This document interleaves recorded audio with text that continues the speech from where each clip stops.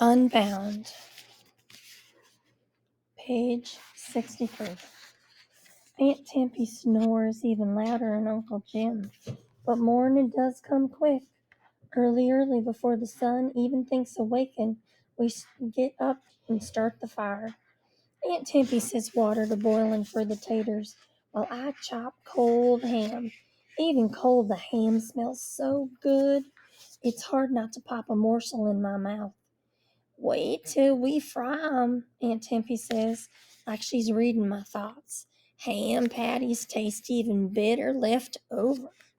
At first light, Jordan comes to keep watch on things while Aunt Tempy brings me to the milking barn. She shows me how to collect the cream what rises to the top of the milk pans. Later today we'll churn, she says. The morning horn blows, and I think of Mama and Uncle Jim and all what folks was just going to the fields. I think of Aunt Sarah giving me a few more minutes of sleep. Long as you can hold on to the sweet days of childhood, she'd say.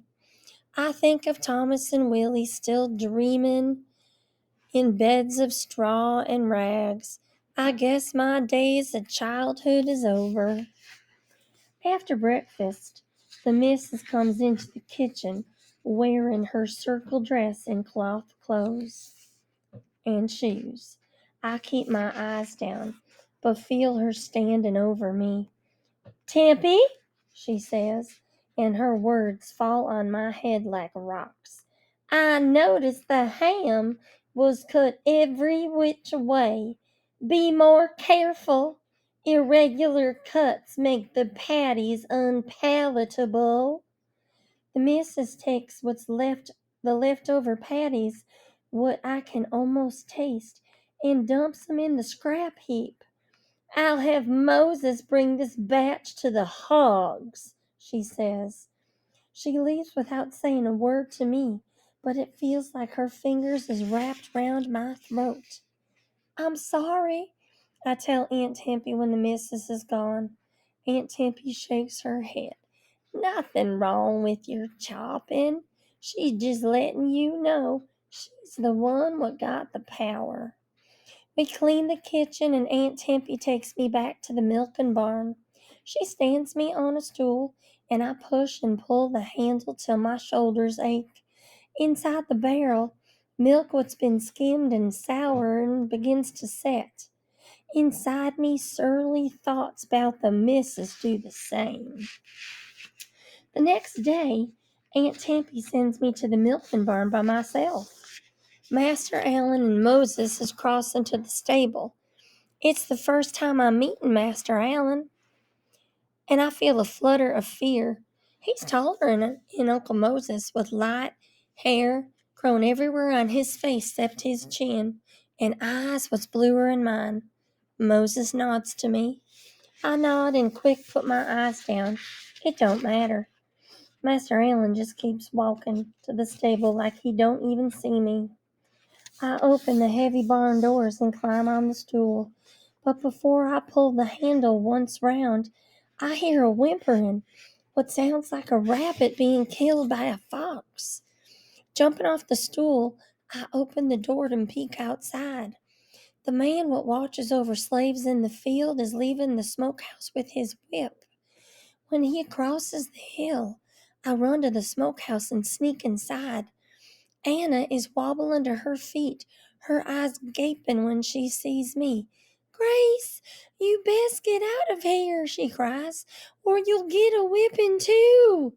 He's gone, I say, trying hard not to breathe in the smoky smell, what makes me feel like choking, and trying even harder not to look at the hogs what's dangling from the ceiling. Anna pushes me out the door. You'll smell like smoke. She'll know you was here.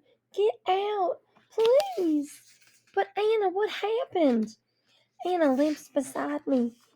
The missus said I was lingering. I got to hurry back to the big house. Her white eyes is glistening and her voice trembling like a rabbit what's been boxed. Please be careful, Grace, and don't tell nobody you saw me. I go back to the milking barn, climb the stool, and start churning.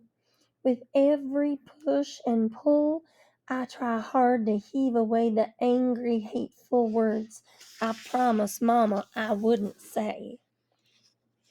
Every day I learn something new.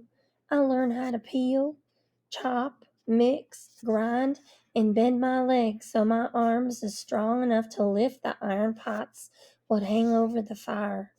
I skim, churn, and lower leftover butter into the butter well to keep cool. At night, when I sleep, my legs feel like they still bending, my fingers feel like they still chopping, and my arms feel like they still churning. My body feels weak as a wet rag what can't stand less somebody's holding it. There's no ghosty sounds in Aunt Tempy's room, but my woolly blanket's coarse and prickly as straw. I lie awake pinching and scratching. I hold the hem what bides Mama's ribbon and listen to Aunt Tempy snore. I think about Anna, sweet as honey, what does everything the missus asks, but still gets a whipping. I think about the missus and her sour face, what's always snarling and quivering. But mostly, I think about Mama and try figuring a way to see her. Absolutely not, Aunt Tempy clucks when I present my plan. But Aunt Tempy, I say, no one will ever find out. I won't leave till after Anna brings the missus her evening tea, and I'll be back early, before the sun even thinks of rising. I promise, Aunt Tempy. I promise. No, Aunt Tempy says, and don't be getting any ideas about sneaking out when I'm sleeping. If the missus don't catch you and send you to the smokehouse, I'll take you there myself. I know Aunt Tempy's just huffing, but scaredness creeps up my spine just the same.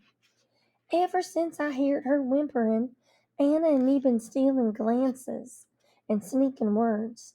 The missus keeps Anna too busy for us to talk long, but there's always time for a quick smile.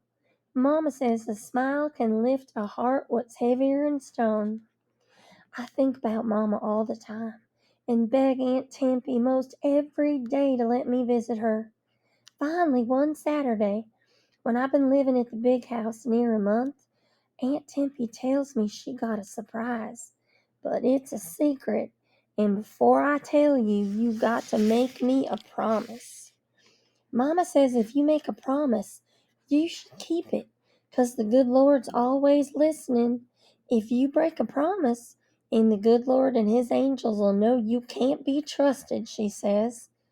I wonder if they stop watching over you too. Can you promise? I promise.